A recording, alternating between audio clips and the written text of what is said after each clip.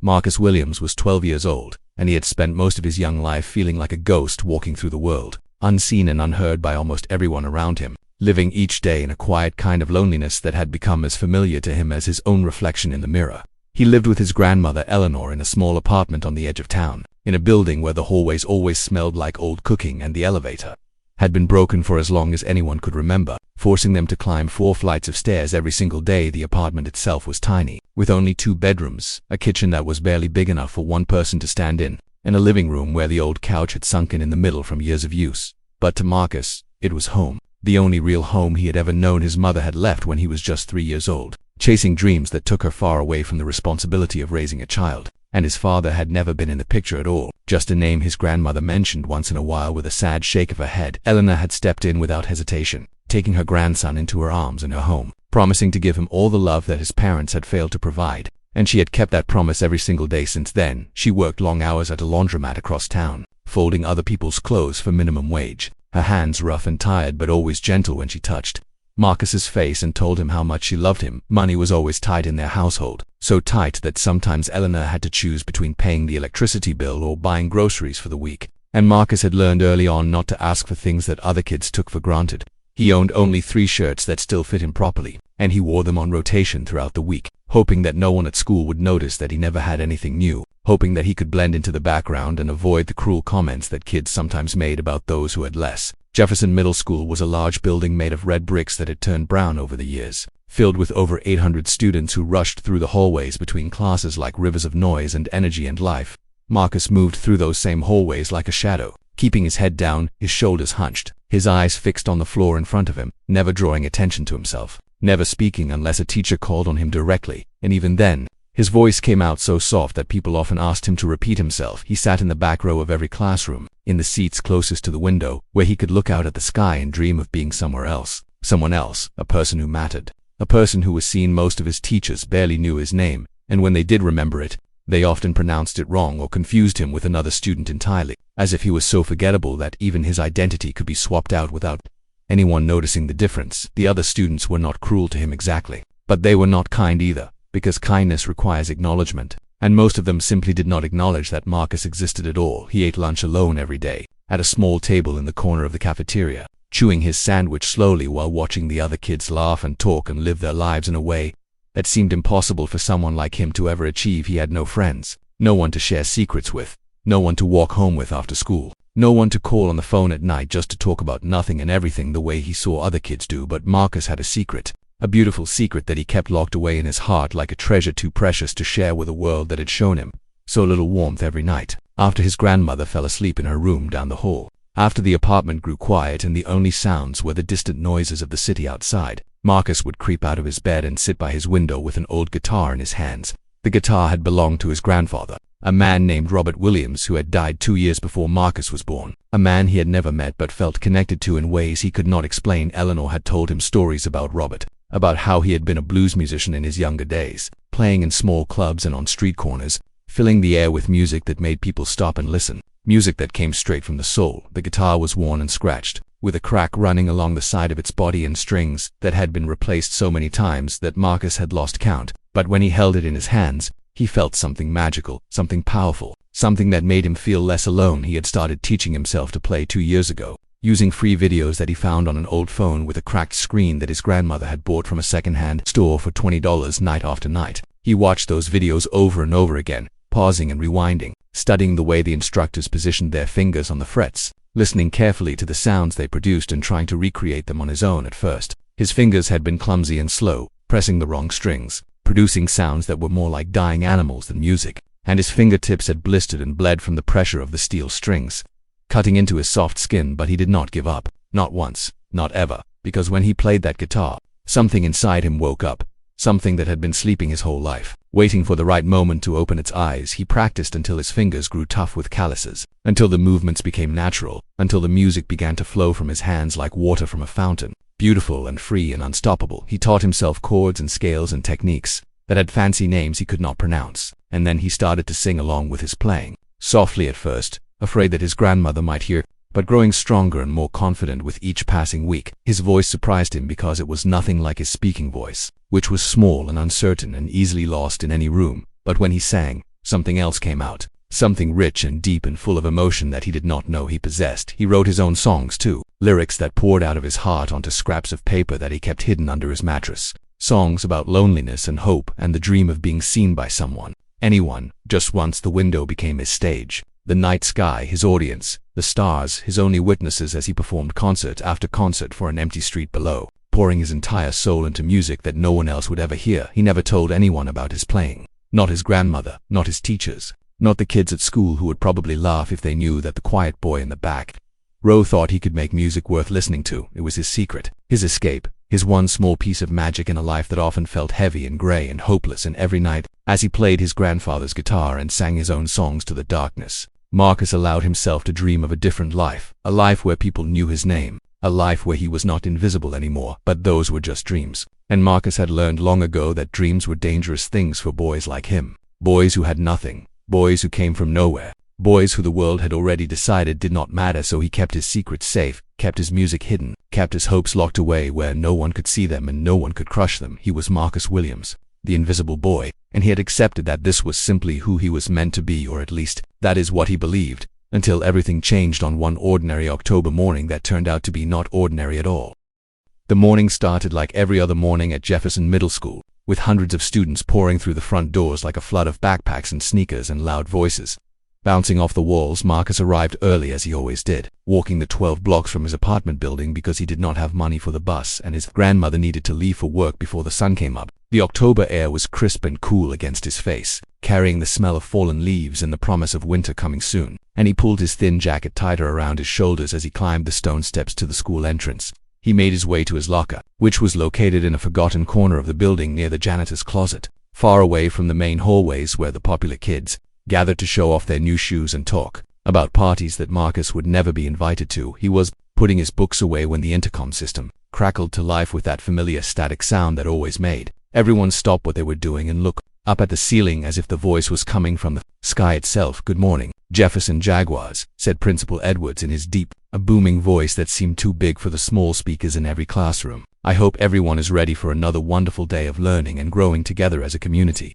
Marcus closed his locker quietly and listened, not because he expected anything important, but because there was nothing else to do in those few minutes before the first bell rang. "I have a very exciting announcement to make this morning," Principal Edwards continued, and there was a happiness in his voice that made it clear he had been looking forward to saying these words. "It is time once again for the annual Jefferson Middle School Talent Show." A ripple of excitement moved through the hallway as students turned to each other with wide eyes and big smiles, already thinking about what they might perform, already imagining themselves on stage in front of the whole school. Marcus felt his heart do something strange in his chest, a little jump that he had not expected, a tiny spark of something that might have been hope if he had allowed himself to feel such dangerous things. "The talent show will take place 6 weeks from today," Principal Edwards explained, "and it will be held in our main auditorium in front of all students, faculty, and families who wish to attend. 6 weeks. Marcus thought to himself, 6 weeks is a long time, long enough to prepare, long enough to practice, long enough to maybe, possibly, finally do something that he had dreamed about for 2 whole years. This year, we are pleased to announce that the winner of the talent show will receive a $500 scholarship, the principal said, and the excitement in the hallway grew even louder, as well as the honor of performing at the District Arts Festival in front of thousands of people. $500 was more money than Marcus had ever seen in one place at one time, more than enough to help his grandmother with the bills that kept piling up on the kitchen counter, more than enough to buy her something nice for once instead of watching her give everything to him while keeping nothing for herself. "Sign-up sheets will be posted outside the auditorium starting today," Principal Edwards finished, "and I encourage all of you to participate and share your amazing talents with our school family." The intercom clicked off, and the hallway exploded with chatter as students talked over each other about dance routines and singing performances and comedy acts and magic tricks that they had seen on television. Marcus stood frozen by his locker, his mind racing with thoughts that he had tried so hard to keep buried deep inside where they could not hurt him. He had dreamed of performing in the talent show ever since he started teaching himself guitar, ever since he discovered that music was the one thing that made him feel alive, the one thing that made him feel like he was more than just a ghost passing through the world. But every year, he had talked himself out of it, telling himself that he was not good enough, that people would laugh at him, that a boy like him had no business standing on a stage in front of anyone. This year felt different though, and he could not explain why. But there was a voice inside his head that was louder than the fear, a voice that sounded almost like his grandmother's. When she told him to believe in himself, the morning classes passed in a blur. with Marcus sitting in his usual seat by the window, staring out at the gray October sky while his teachers talked about math equations and history dates that he would forget by tomorrow. All he could think about was the sign-up sheet, hanging somewhere near the auditorium, waiting for names to fill its empty lines, waiting for students brave enough to put themselves out there in front of everyone by the time lunch came around. Marcus had made up his mind and then changed it at least 15 times, going back and forth between courage and fear like a tennis ball being hit across a net. He got his lunch tray from the cafeteria line, the same soggy sandwich and bruised apple that he ate every day because it was the cheapest option available, and he started walking toward his usual table in the corner, but his feet had other plans, and before he knew what was happening, he found himself walking in a different direction, toward the hallway that led to the auditorium, toward the sign-up sheet that could change everything or destroy him completely. The sheet was taped to the wall next to the auditorium doors, a simple piece of white paper with blue lines and a header that said Jefferson Talent Show sign up in bold letters that seemed to dare him to come closer. There were already about 20 names on the list, written in handwriting that ranged from neat and careful to messy and rushed, each name representing a student who was brave enough to try, brave enough to risk embarrassment for the chance at something greater. Marcus stood in front of the sheet for what felt like hours but was probably only a few minutes, his hands shaking at his sides, his heart pounding so loud that he was sure people walking by could hear it. He thought about his grandmother, working her fingers to the bone at the laundromat. He thought about his grandfather's guitar waiting for him at home. He thought about all the nights he had spent singing to the darkness, wishing that someone could hear. A group of girls walked past him, giggling about something on their phones, not even noticing that he was standing there having the biggest moment of his entire life. He reached into his pocket and pulled out a pen, a cheap blue pen that he had found on the floor of his classroom weeks ago and kept because he could not afford to buy his own. His hand was trembling so badly that he was not sure he could write anything readable, but he pressed the pen to the paper anyway, feeling like he was about to jump off a cliff into water that might be deep enough to catch him or shallow enough to break him in small, uncertain letters that looked almost like they were written by someone much younger than 12. He wrote his name on the next empty line, Marcus Williams. Then, in the space next to his name where it asked for the type of talent, he added 2 words that made his stomach flip with terror and excitement at the same time. Guitar and vocals. He stepped back from the sheet like it might bite him if he stayed too close for too long, his heart beating so fast that he felt dizzy and had to lean against the wall for support. He had done it. He had actually done it. And there was no taking it back now because the ink was already drying on the paper and his name was there for everyone to see.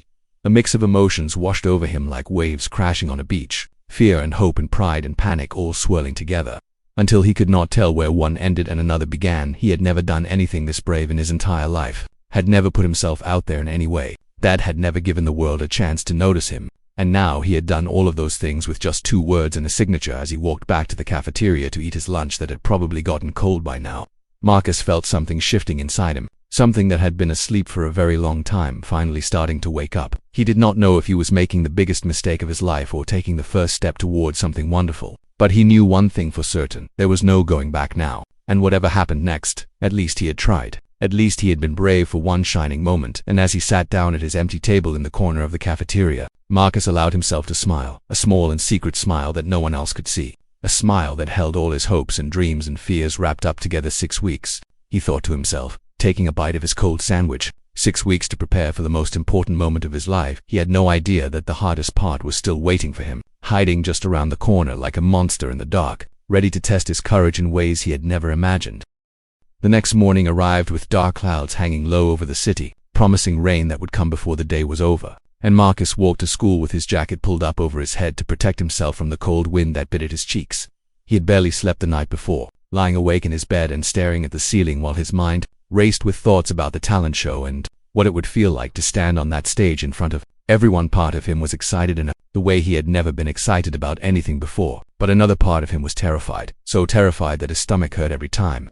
He thought about people watching him and judging him. He arrived at school earlier than usual, hoping to slip into his first class before the hallways got crowded, hoping to avoid any conversations about the sign-up sheet that might include his name. His first class of the day was music, taught by Mrs. Patterson, a tall woman with gray hair pulled back in a tight bun and glasses that always seemed to be sliding down her nose. Mrs. Patterson had been teaching music at Jefferson Middle School for over 20 years, and she had a reputation for being strict and demanding, and not very patient with students who did not meet her high standards. She was also the teacher in charge of organizing the talent show, which meant she had access to the sign-up sheet and knew exactly who had put their names down to perform. Marcus took his usual seat in the back of the classroom, near the window where he could look out at the clouds gathering in the sky, and he waited for class to begin with his hands folded tightly on his desk. Mrs. Patterson entered the room exactly when the bell rang, carrying a stack of papers in one hand and the sign-up sheet in the other, her eyes scanning the list of names as she walked to her desk at the front of the room. "Good morning, class," she said in her sharp voice that always made students sit up straighter in their seats. "Before we begin today's lesson, I want to go over the sign-up sheet for the talent show and make sure everyone understands what they are committing to." She put on her reading glasses and held the paper up close to her face, reading through the names one by one, occasionally nodding or making small sounds of approval when she recognized students she knew were talented. "Sarah Chen, piano, excellent choice," she murmured, more to herself than to the class. "David Martinez, dancing, he did well last year." Marcus felt his heart start to beat faster as she got closer and closer to his name on the list. Each name she read bringing her one step nearer to discovering that the quiet boy in the back row had dared to sign up. "Brandon Cole, magic tricks. That should be interesting," Mrs. Patterson continued. And then she paused, her eyebrows pulling together in confusion as she stared at the next name on the list. "Marcus Williams," she said slowly, and her eyes lifted from the paper to scan the classroom, searching for a face to match the name that she clearly did not recognize. Her gaze moved across the rows of students until it finally landed on Marcus, sitting small and hunched in his seat by the window, trying to make himself invisible even though he knew it was too late. "Marcus Williams," she repeated, as if saying his name twice might help her remember who he was. "Guitar and vocals. Is that correct?" Marcus nodded, unable to speak, unable to do anything except wish that the floor would open up and swallow him whole so he would not have to sit there under her stare any longer. A few students in the front rows turned around to look at him, their faces showing surprise that the quiet kid who never talked had signed up for something that required standing in front of 500 people. Someone near the middle of the room let out a small laugh, quickly covered by a fake cough, and Marcus felt his face grow hot with embarrassment as red crept up his neck and into his cheeks. Mrs. Patterson did not say anything else to him, just made a small humming sound and moved on to the next name on the list. But Marcus could see something in her eyes that looked like doubt, like she was already expecting him to fail. The rest of the class passed in a painful blur, with Marcus unable to focus on anything Mrs. Patterson was teaching about musical notes and rhythms because all he could think about was the way she had looked at him when the bell finally rang and students started gathering their things to leave. Marcus took his time packing up his backpack, waiting for the room to clear out so he could slip away without anyone talking to him. He was just about to walk out the door when he heard voices coming from around the corner in the hallway, and something made him stop. Something made him press his back against the wall and listen. It was Mrs. Patterson's voice, and she was talking to another teacher, a man whose voice Marcus recognized as Mr. Thompson from the history department. "Did you see the sign-up sheet for the talent show?" Mrs. Patterson was saying, and there was something in her tone that made Marcus's stomach twist into a tight knot of dread. "I glanced at it this morning," Mr. Thompson replied. "Looks like a good group of kids this year, most of them." "Yes," Mrs. Patterson agreed, "but there is one name on the list that concerns me." Marcus held his breath, already knowing what was coming, already feeling the words like knives before they even left her mouth. "That shy boy in my class, Marcus Williams, signed up for guitar and vocals," Mrs. Patterson said, and she let out a small sigh that sounded like disappointment. "Can you believe that the quiet one who sits in the back?" Mr. Thompson asked. "I don't think I've ever heard him say more than 2 words exactly," Mrs. Patterson replied, and what she said next hit Marcus like a punch to the chest that knocked all the air out of his lungs. "He'll embarrass himself up there. I'm sure of it. He can barely speak in class. How is he going to perform in front of 500 people?" Mr. Thompson made a sound of agreement, and then they started walking away, their footsteps fading down the hallway while their words echoed in Marcus's ears like thunder that would not stop. He stood there frozen behind the lockers, his back pressed against the cold metal, his eyes burning with tears that he refused to let fall because he had promised himself a long time ago that he would never cry at school. His hands were shaking, his whole body was shaking, and he felt like the ground had dropped out from under his feet and left him falling into darkness with nothing to grab onto. Mrs. Patterson was supposed to be a teacher. She was supposed to believe in her students. She was supposed to encourage them to try new things and reach for their dreams. But instead, she had already decided that Marcus was going to fail. She had not even heard him play, had not even given him a chance to show what he could do, and she had already written him off as a hopeless case who would only embarrass himself in front of everyone. The tears that he had been holding back finally spilled over, running hot down his cheeks as he stood alone in that empty hallway, feeling smaller and more invisible than he had ever felt in his entire life. All the courage that had filled him yesterday, when he wrote his name on that sign-up sheet, drained away like water through a broken cup, leaving nothing behind except doubt and pain and the terrible feeling that Mrs. Patterson was right. Who was he to think he could perform in front of 500 people? Who was he to think that anyone would want to hear him play? Who was he to dream of being something more than the forgotten boy in the back of the room? He thought about going back to the sign-up sheet and crossing out his name, erasing any evidence that he had ever been foolish enough to believe in himself. going back to being invisible where at least he was safe from humiliation, but something stopped him. Something deep inside that refused to let Mrs. Patterson's words be the end of the story. Something that felt like a tiny flame flickering in a storm of wind and rain. He wiped his tears with the back of his hand and took a shaky breath, trying to steady himself, trying to find the strength to keep moving even when everything hurt. He did not cross out his name that day, but he also did not feel brave anymore. He just felt lost and alone and unsure of what to do next as he walked through the rest of his classes like a ghost. Marcus kept hearing Mrs. Patterson's voice in his head, over and over again like a song stuck on repeat. He'll embarrass himself, she had said, so certain, so sure, so ready to watch him fail. And the worst part, the part that hurt more than anything else, was that a small voice inside Marcus's own head was starting to wonder if maybe she was right. The walk home from school that afternoon felt longer than it had ever felt before, with each step heavier than the last, like Marcus was carrying a weight on his shoulders that grew bigger with every block he traveled. The rain that the clouds had been promising all day finally arrived, falling in sheets that soaked through his thin jacket and plastered his hair to his forehead, but he barely noticed because the storm inside his heart was so much worse than the storm in the sky. He climbed the 4 flights of stairs to his apartment slowly, his wet sneakers squeaking against the concrete steps, his hand sliding along the metal railing that was rusty and cold to the touch. When he opened the front door, he was surprised to find his grandmother already home, sitting in her favorite chair by the window with a cup of tea in her hands and a worried look on her face. She had gotten off work early because the laundromat had closed for repairs on one of the machines, and she had been sitting there for an hour, waiting for Marcus to come home, sensing somehow that something was wrong even before she saw him. Baby, you're soaking wet, Eleanor said, putting down her tea and rising from her chair with a speed that seemed impossible for a woman her age. Come here.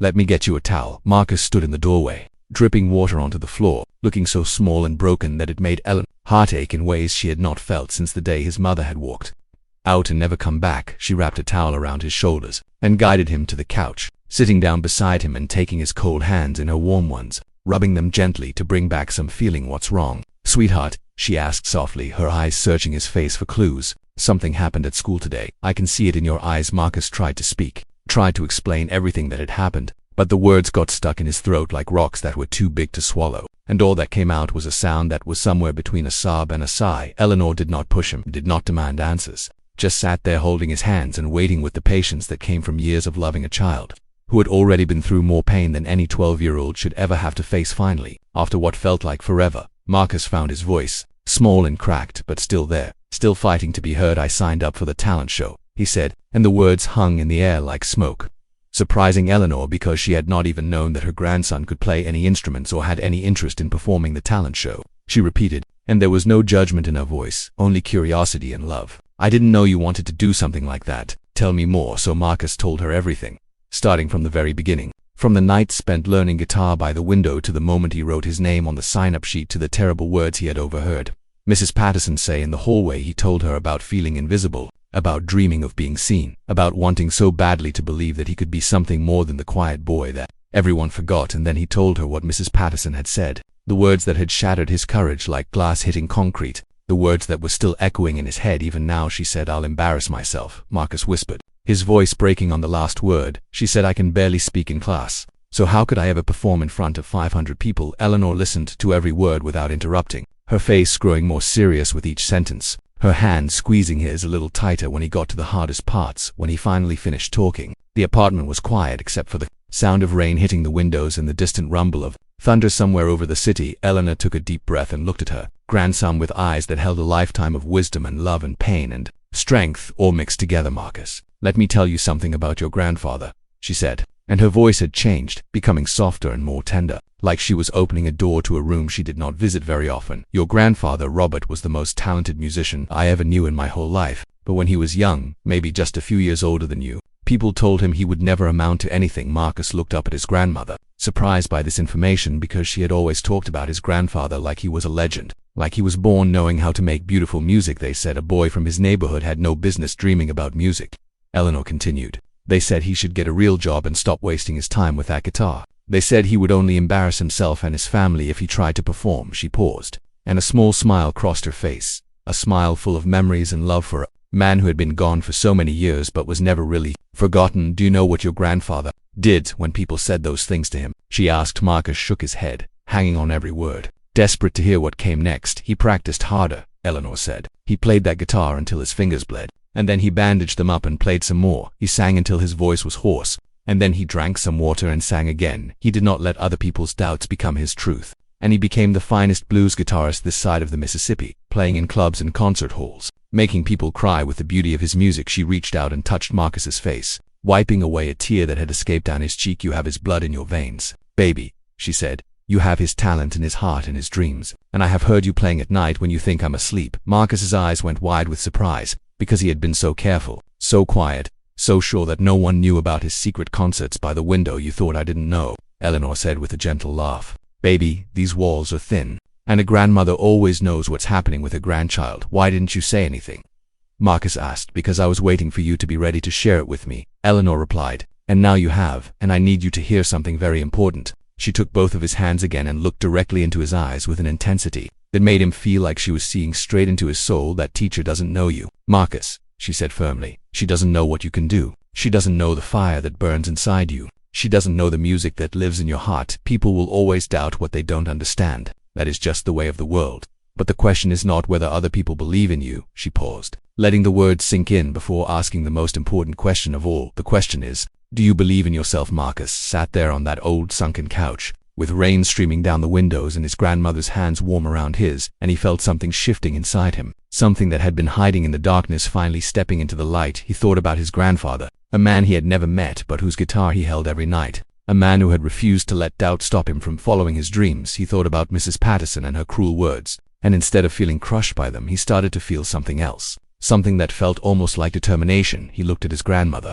this woman who had given up everything to raise him, who had believed in him even when he could not believe in himself, who had just shared a piece of his family history that changed everything. "I want to try," Marcus said, and his voice was stronger than it had been all day. "I want to show them what I can do. I want to make you and grandfather proud." Eleanor smiled, and there were tears in her eyes now, happy tears that sparkled in the lamplight. "That's my boy," she said, pulling him into a hug that felt like safety and love and home all wrapped together. "That's my brave, beautiful boy." And in that moment, with his grandmother's arms around him and his grandfather's spirit in his heart, Marcus felt the fire inside him grow from a tiny flicker into something bigger, something brighter, something that refused to be put out by anyone's doubt. The invisible boy had decided to fight, and nothing would ever be the same again.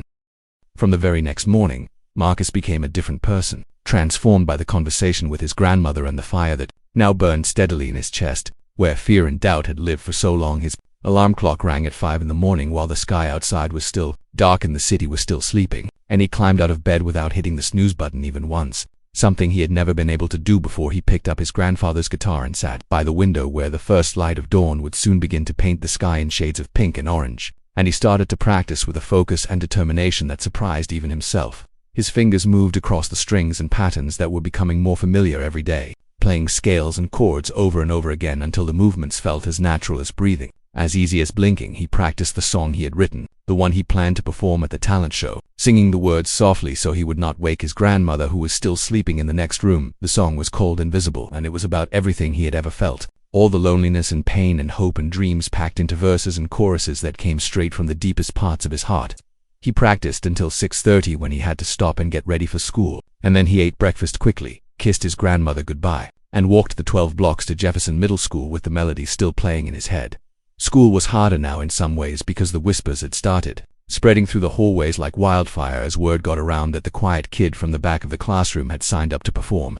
Marcus heard them talking when he walked past, little groups of students who stopped their conversations and stared at him with curiosity or amusement or something that looked a lot like pity. "Did you hear about that Marcus kid?" one boy said to his friend loud enough for Marcus to hear. "He thinks he can sing or something. Can you imagine? I heard he's going to play guitar too," a girl replied with a giggle. "This is going to be so funny to watch. I almost feel bad for him." Marcus kept walking, his head held a little higher than it used to be, refusing to let their words knock him down like they would have just a few days ago.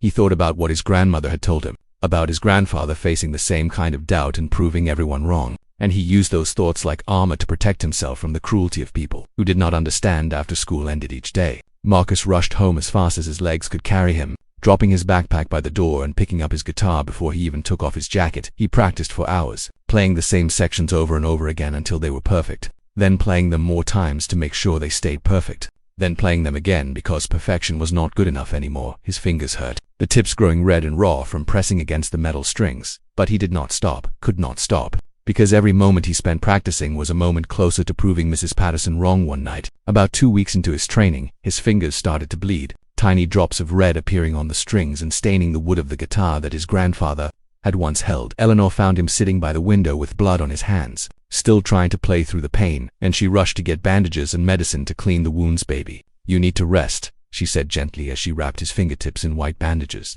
that made his hands look like they belonged to a boxer after a fight. "You can't play with your fingers like this."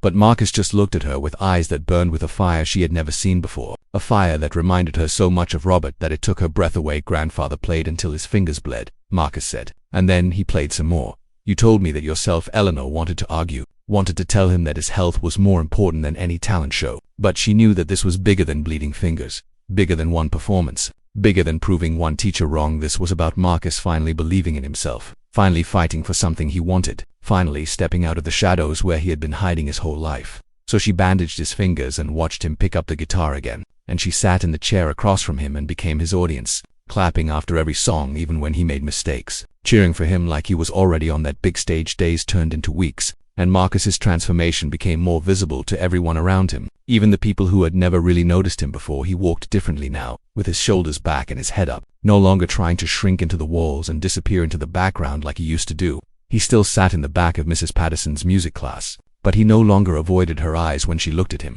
instead meeting her gaze with a quiet confidence that seemed to confuse her. She never mentioned what she had said in the hallway that day, probably did not even know that Marcus had heard her, but he could tell that she had written him off already. I had already decided that he would fail before he even had a chance to try. That was okay, Marcus thought to himself, because the only opinion that mattered now was his own, and he was starting to believe that maybe, just maybe, he could do this. His grandmother came home early from work one Friday evening, about a month into his training, and she asked him to perform the whole song for her from beginning to end, like it would be on the night of the show. Marcus stood in the middle of their tiny living room, holding his grandfather's guitar, looking at the one person who had always believed in him, even when he could not believe in himself. He took a deep breath, closed his eyes for just a moment to gather his courage, and then he began to play. The music filled the small apartment like water filling a cup, every note clear and strong and full of emotion that seemed too big to come from someone so young. And when he opened his mouth and started to sing, Eleanor felt tears streaming down her face, because the voice that came out of her grandson was not the voice of a shy, invisible boy. It was the voice of someone with a story to tell, someone with a heart full of pain and hope, someone who had finally found the courage to let the world hear what he had been hiding for so long. When the song ended, Eleanor could not speak for several seconds, overwhelmed by what she had just witnessed, by the realization that her grandson had a gift that could touch people's souls. "Marcus," she finally whispered, wiping her tears with trembling hands, "that was the most beautiful thing I have ever heard." Marcus smiled, a real smile that reached his eyes and lit up his whole face, and he knew in that moment that he was ready to stand on that stage and show everyone who Marcus Williams really was. 2 more weeks of practice lay ahead of him, 2 more weeks of waking up early and playing until late, 2 more weeks of whispers and stares and doubt from people who did not know what he could do. But none of that mattered anymore, because Marcus had found something more powerful than all the doubt in the world. He had found belief in himself, and that was something no one could ever take away from him. The invisible boy was invisible no more, at least not to himself. And soon the whole school would see what his grandmother already knew. Marcus Williams was about to become unforgettable. The night before the talent show arrived faster than Marcus had expected, creeping up on him like a shadow that had been following him for 6 weeks and finally caught up when he was not looking. He sat alone in his bedroom with the door closed and the lights dim, his grandfather's guitar resting across his lap, his hands frozen on the strings like they had forgotten how to move. All the confidence he had built over the past weeks seemed to drain out of him like water through a crack in a dam, leaving behind nothing but fear and doubt and a terrible certainty that he had made a horrible mistake. Tomorrow was the day he had been working toward, the day he had been dreaming about, and now that it was almost here, he could not remember why he had ever thought this was a good idea. What if Mrs. Patterson was right? What if he walked out on that stage and froze in front of everyone? What if his voice cracked, or his fingers slipped, or his mind went blank and forgot all the words he had practiced 1,000 times? What if 500 people watched him fail, watched him embarrass himself, watched the invisible boy try to be something he was never meant to be and fall flat on his face? The thoughts swirled through his mind like a storm that would not stop, each one darker than the last, each one louder than the one before, until he felt like he was drowning in a sea of his own fear. His hands were shaking so badly that when he tried to play a simple chord, the notes came out wrong, buzzing and muted like they were coming from a broken instrument instead of the guitar that had sounded so beautiful. Just yesterday he put the guitar down on his bed and buried his face in his hands, feeling tears burning behind his eyes, feeling the weight of tomorrow pressing down on his chest like a stone that was too heavy to lift. Maybe he should just not show up. Maybe he should pretend to be sick and stay home in bed. Maybe he should let everyone think he was a coward because being a coward was better than being a failure, at least if he never tried. He could always tell himself that he might have succeeded, could always hold on to the dream without having it crushed by reality. But even as he thought these things, another voice inside him whispered that running away would be worse than failing, that giving up would haunt him forever in ways that losing never could. He picked up the guitar again, not to play but just to hold it, feeling the smooth wood against his fingers, tracing the curves and scratches that told the story of all the years. This instrument had been alive. His fingers ran along the edge of the body, feeling every nick and dent, every mark left behind by time and use. And then they found something he had never noticed before, something hidden on the inside of the guitar where only someone looking very carefully would ever see. There was writing there, carved into the wood in small letters that had been darkened by age, and Marcus had to tilt the guitar toward the lamp on his nightstand and squint his eyes to read what it said. The words were in his grandfather's handwriting, the same handwriting he had seen on old birthday cards that his grandmother kept in a box under her bed, and they said something that made his heart stop beating for just a moment. Courage isn't the absence of fear, it's playing anyway. Marcus read the words again, and then once more, because he could not believe that his grandfather had left this message here, hidden inside the guitar like a secret meant only for whoever needed to find it most.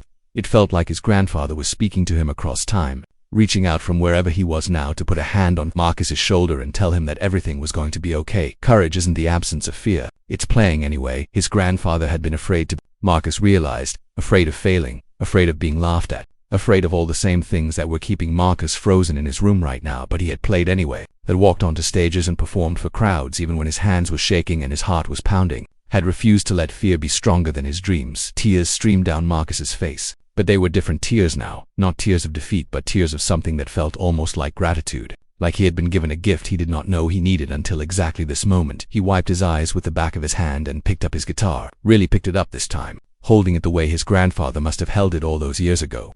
When he was young and scared and determined to prove everyone wrong, Marcus began to play, softly at first and then with growing strength, letting the music flow through him like a river that had been dammed up for too long and was finally free to run. He played his song from beginning to end without stopping, without making a single mistake, his voice rising and falling with emotions that felt deeper than they had ever felt before. When he finished, the apartment was silent, except for the sound of his own breathing, and he sat there in the darkness feeling something settle into place inside him, something that felt solid and real and unshakable. He was still afraid. The fear had not disappeared. It was still there in his chest like a cold knot that would not untie. But now he understood that fear did not have to stop him. He could be afraid and brave at the same time, could feel the terror and do the thing anyway, could walk onto that stage tomorrow with shaking hands and a pounding heart and still give the performance of his life. His grandfather had done it, had faced his fears and played anyway, and now it was Marcus's turn to carry on that legacy, to prove that the Williams family did not give up when things got hard. He looked at the inscription one more time, running his fingers over the carved letters like they were the most precious thing in the world, and he made a promise to himself and to his grandfather tomorrow. No matter how scared he was, no matter how much he wanted to run and hide, he would walk onto that stage and he would play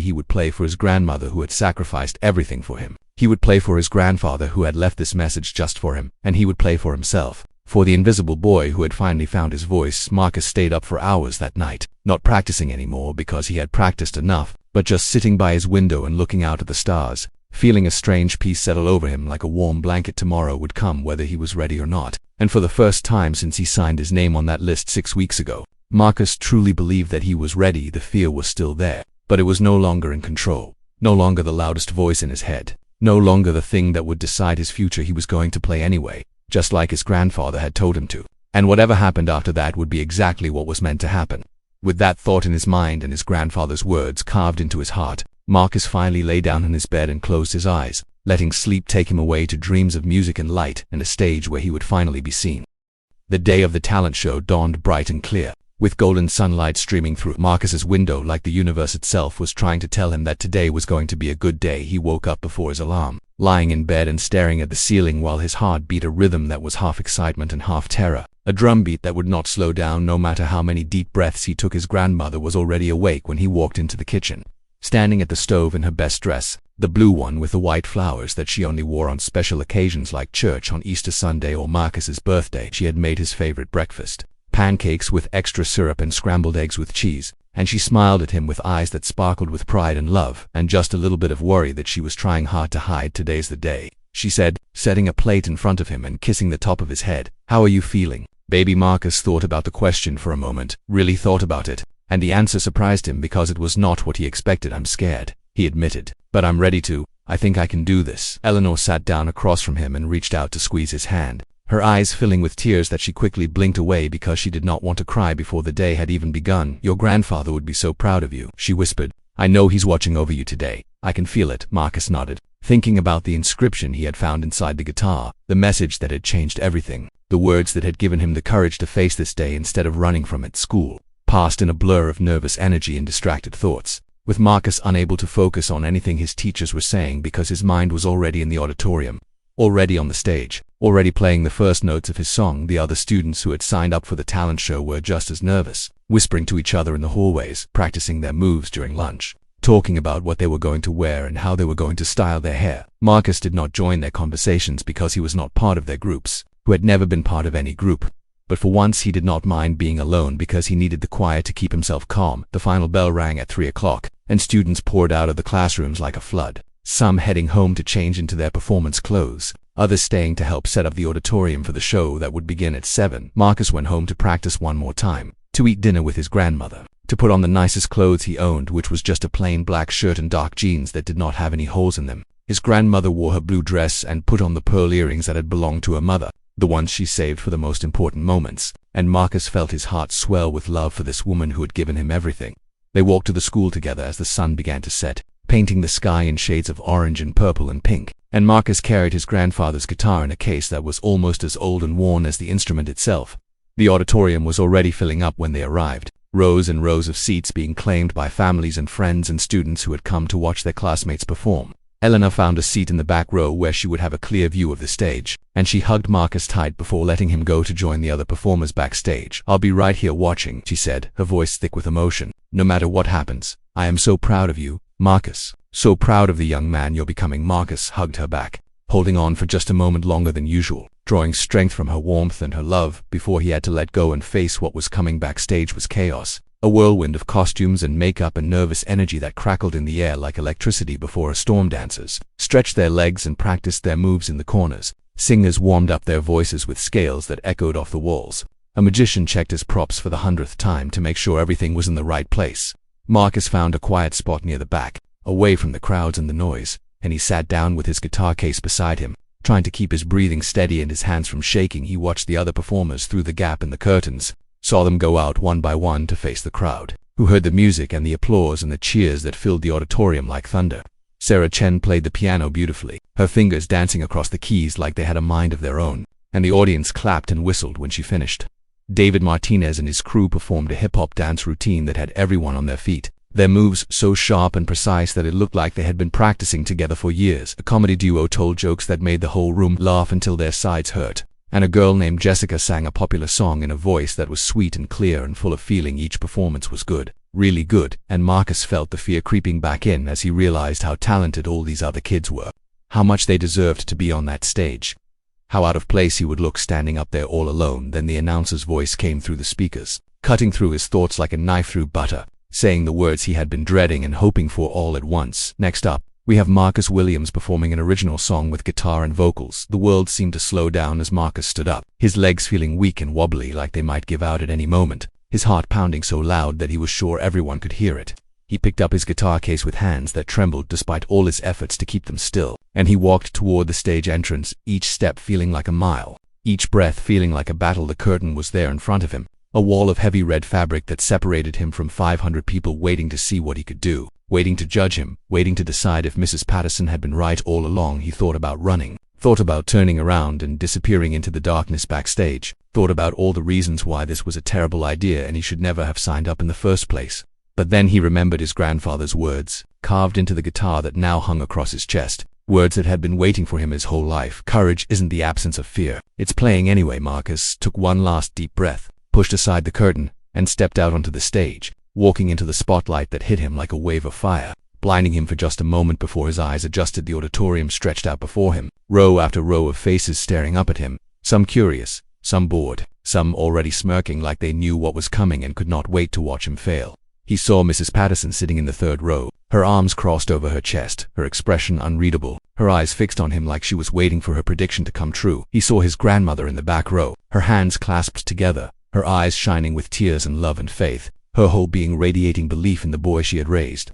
Marcus walked to the center of the stage where a single microphone stood waiting for him, adjusted the stand to his height with fingers that were somehow steady now despite everything, and positioned his guitar against his body. The auditorium fell silent, 500 people holding their breath, waiting to see what the quiet boy from the back of the classroom would do. Marcus looked out at the crowd one more time, found his grandmother's face in the back row, and felt a calmness wash over him that he could not explain, a peace that came from somewhere deep inside. He was exactly where he was supposed to be, doing exactly what he was born to do, and nothing else mattered except the music that was about to pour out of him. Like a river breaking through a dam, he closed his eyes, placed his fingers on the strings, and began to play. The first note rang out across the auditorium like a bell cutting through silence, pure and clear and so beautiful that several people in the front rows sat up straighter in their seats, their eyebrows rising with surprise. Marcus kept his eyes closed as his fingers moved across the strings, letting the music flow through him like it had 1,000 times before in his bedroom by the window, letting muscle memory take over while his mind floated somewhere above the fear. The melody he played was hauntingly beautiful, a slow and gentle introduction that built note by note like the sun rising over the horizon, starting soft and growing brighter with each passing second. People in the audience exchanged glances, their expressions shifting from curiosity to interest to something that looked almost like disbelief, because this was not what they had expected from the boy who never spoke. Mrs. Patterson uncrossed her arms and leaned forward in her seat, her forehead creased with confusion, her mouth slightly open like she wanted to say something but had forgotten how to form words. And then Marcus opened his mouth and began to sing, and everything changed. His voice filled the auditorium like nothing anyone had ever heard before, rich and deep and full of emotion that seemed impossible for someone so young, a voice that carried years of pain and loneliness and hope all wrapped together. The lyrics of his song told a story that many people in that room could understand, a story about feeling invisible, about walking through life like a ghost that no one could see, about dreaming of being noticed just once by someone. Anyone. I walk these halls like a shadow on the wall, Marcus sang, his voice growing stronger with each word. No one sees me, no one hears me when I call, but there's a fire burning deep inside my soul. And one day I know the world will see me whole. A woman in the fifth row wiped a tear from her cheek, moved by the raw honesty in the words. By the way, this boy was pouring his heart out in front of everyone without holding anything back. Students who had laughed about Marcus in the hallways sat frozen in their seats, their smirks gone, replaced by expressions of shock and something that might have been shame for how they had treated someone they never bothered to know. The song moved into its second verse, Marcus's fingers dancing across the guitar strings with a skill that seemed to come from somewhere beyond practice, somewhere that could only be called natural talent. They said I'd never be enough. They said I'd surely fall. They said a boy like me should never dream at all. But I've got music in my heart and stars up in my eyes, and I refuse to let their doubt become my sky. His voice cracked slightly on the word sky. But it was not a mistake. It was emotion breaking through, making the moment even more powerful, even more real, even more impossible to look away from. The audience was completely silent now. Not the bored silence of people waiting for something to end, but the captivated silence of people who have forgotten how to breathe because they do not want to miss a single second.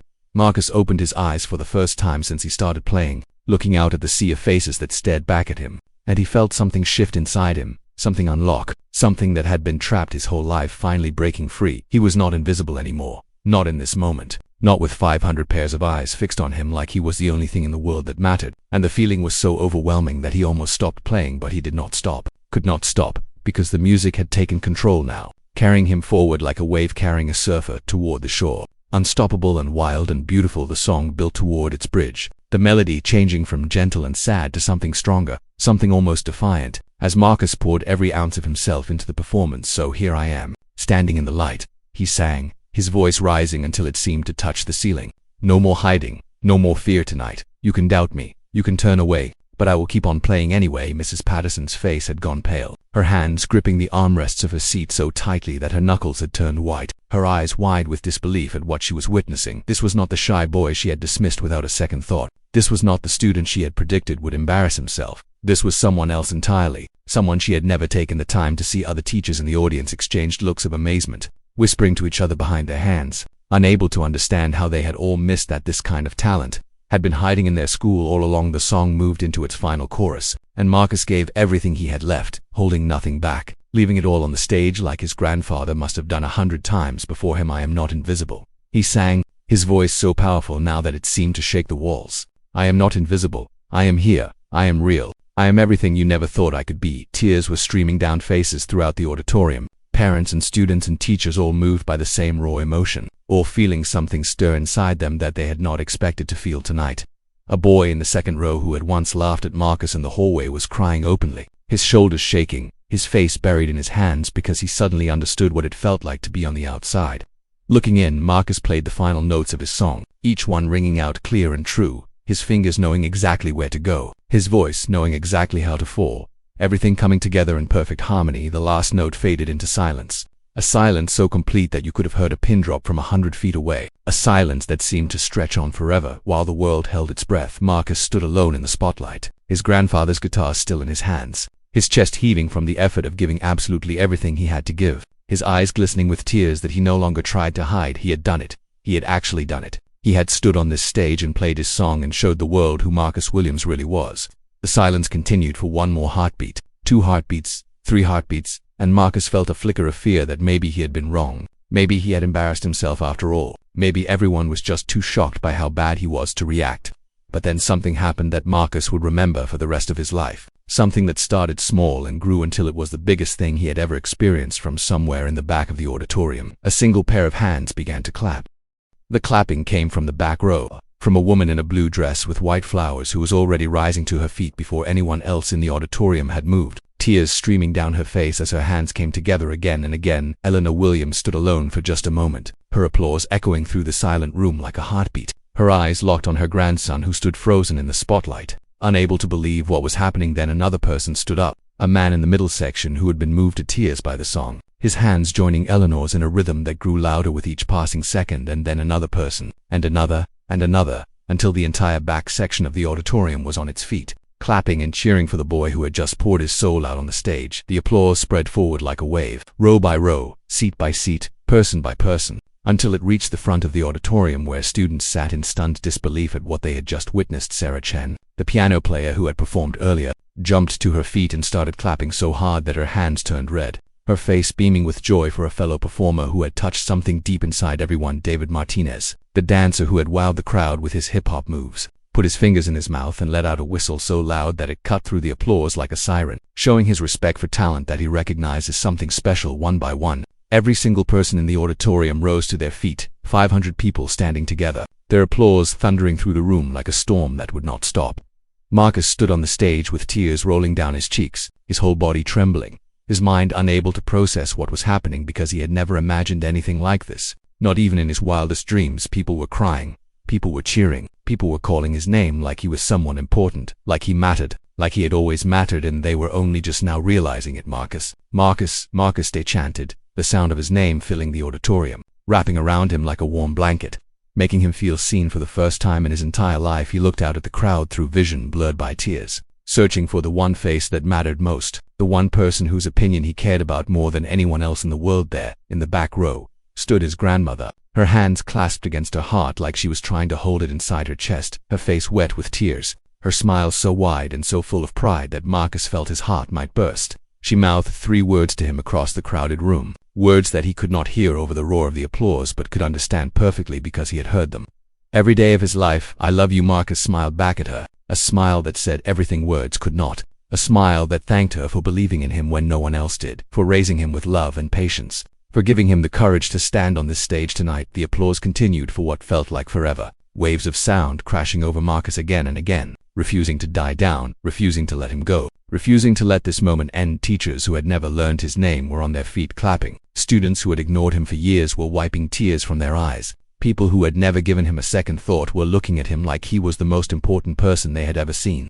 And then Marcus's eyes found Mrs. Patterson in the 3rd row, and what he saw there made him stand a little taller, to made his smile grow a little wider. She was still seated while everyone around her stood, her face pale, her expression a mixture of shock and something that looked almost like regret, her hands finally starting to move together in a slow and uncertain clap. She had been wrong about him, completely and totally wrong, and now she knew it. Now everyone knew it, and there was nothing she could say that could take back the cruel words she had spoken in that hallway 6 weeks ago. But Marcus did not feel angry when he looked at her, did not feel the need to gloat or rub his success in her face, because he understood something now that he had not understood before. Her doubt had been a gift, a painful gift wrapped in ugly paper, but a gift nonetheless, because without her words he might never have found the fire inside himself to work this hard and come this far. She had made him want to prove her wrong, and in trying to prove her wrong, He had discovered what he was truly capable of, had pushed himself beyond limits he did not know he had. So when his eyes met hers across the crowded auditorium, Marcus did something that surprised them both. He nodded at her, a small and simple gesture that said he forgave her, that said he understood, that said her doubt had not destroyed him but had helped create the person standing on this stage right now. Mrs. Patterson's face crumpled, her composure finally breaking, and she looked away from him with shame in her eyes. Finally understanding the weight of the words she had spoken so carelessly, the applause began to fade at last, slowly dying down as people returned to their seats, their hands sore from clapping, their voices hoarse from cheering, their hearts full of something they had not expected to feel tonight. Principal Edwards walked onto the stage with a microphone in his hand and tears in his eyes, putting his arm around Marcus's shoulder like he was the proudest principal in the whole world. "Ladies and gentlemen," he said, his voice cracking with emotion, "I think we have just witnessed something truly extraordinary here tonight." The audience erupted again, another wave of applause that made Marcus duck his head with embarrassment, because he still was not used to being the center of attention, still was not sure what to do when people looked at him like this. "Marcus Williams, everyone," Principal Edwards continued, gesturing toward the boy who had just changed everything, "remember that name, because I have a feeling we are going to be hearing it for a long time to come." Marcus walked off the stage in a daze, his legs moving automatically while his mind floated somewhere far above his body. Unable to fully grasp what had just happened backstage, the other performers surrounded him, patting his back and shaking his hand and telling him how amazing he was, treating him like he was one of them, like he belonged. Sarah Chen hugged him and told him his song made her cry. David Martinez gave him a fist bump and said his performance was the best of the night. Even the magician, who barely knew him, came over to say congratulations. Marcus thanked them all, still feeling like he was in a dream, still waiting to wake up in his bedroom and discover that none of this was real. But it was real. Every moment of it, every clap and cheer and tear and smile, all of it was real. And Marcus Williams, the invisible boy, had just become the most unforgettable person in the room.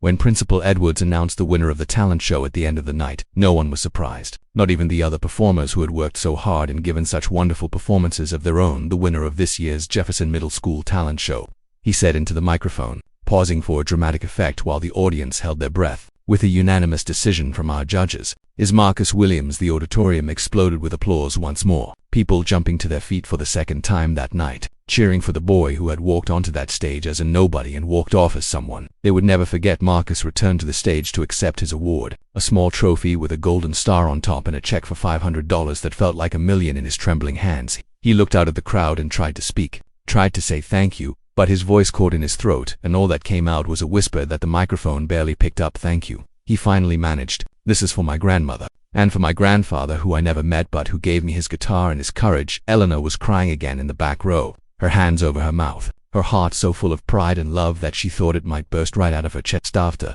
the show ended and the auditorium began to empty, Marcus found his grandmother waiting for him by the door, and they hugged each other so tightly that neither one wanted to let go. "You did it, baby," Eleanor whispered into his hair. "You showed them all who you really are." "I couldn't have done it without you," Marcus replied, and he meant every word, because without her love and support, he would still be the invisible boy hiding in the back of every classroom. The next few weeks changed Marcus's life in ways he could never have imagined, ways that seemed like something out of a movie rather than real life happening to a real person. Someone in the audience had recorded his performance on their phone, and they posted the video online with the caption, "You have to see this kid sing," and within 3 days, the video had been watched by over 2 million people. Comments poured in from all over the world, from people who said his song had made them cry, from people who said he had talent that belonged on much bigger stages, from people who said they had felt invisible too, and his words had made them feel less alone. Local news station came to his school to interview him, putting his face on television and telling his story to everyone in the city, making him famous in a way that felt strange and wonderful and overwhelming all at once. A music producer who had seen the viral video reached out to his grandmother, saying he wanted to meet Marcus and talk about his future,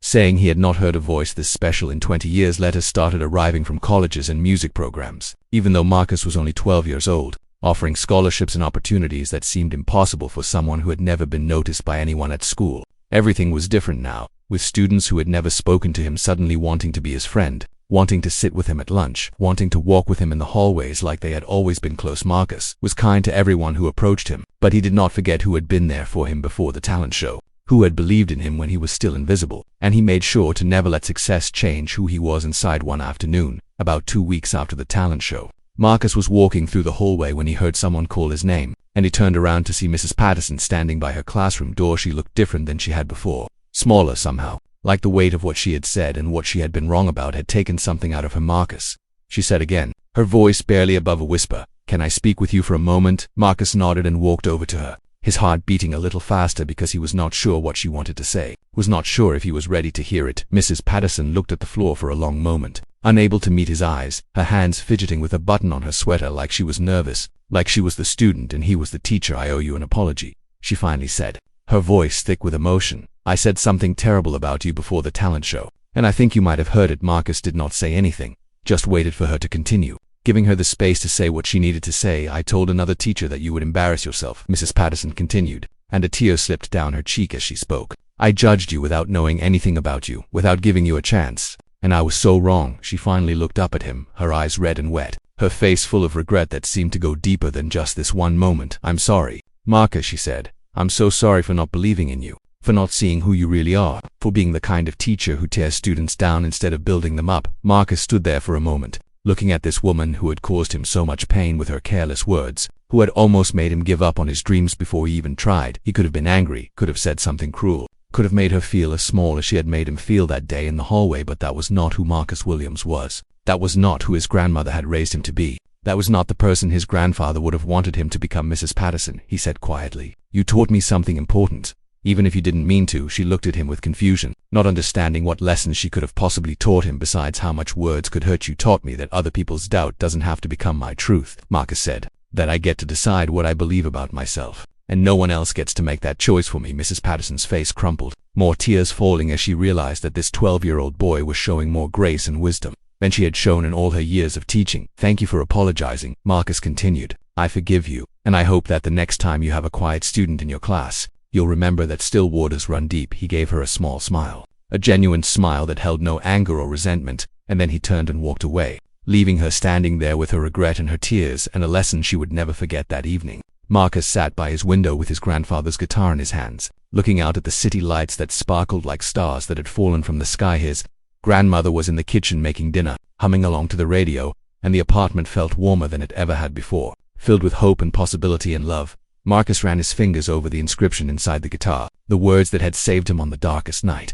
The message from a grandfather he had never met but felt connected to forever. "Courage isn't the absence of fear, it's playing anyway." He smiled and began to play, filling the small apartment with music that drifted out the window and into the night. A song for everyone who had ever felt invisible. A song for everyone who had ever been told they were not good enough. The invisible boy was invisible no more, and he knew that this was only the beginning of his story. Only the first chapter of a life that would be filled with music and courage and the unshakable belief that dreams are worth fighting for. He had proven everyone wrong, but more importantly, he had proven himself right, and that was the greatest victory of Alos. The last notes of his song faded into the night. Marcus Williams looked up at the stars and whispered to words that held all his gratitude and all his hope. "Thank you." And somewhere, in a place beyond the stars, he could almost hear his grandfather whispering back, "I always knew you could do it, son. I always knew."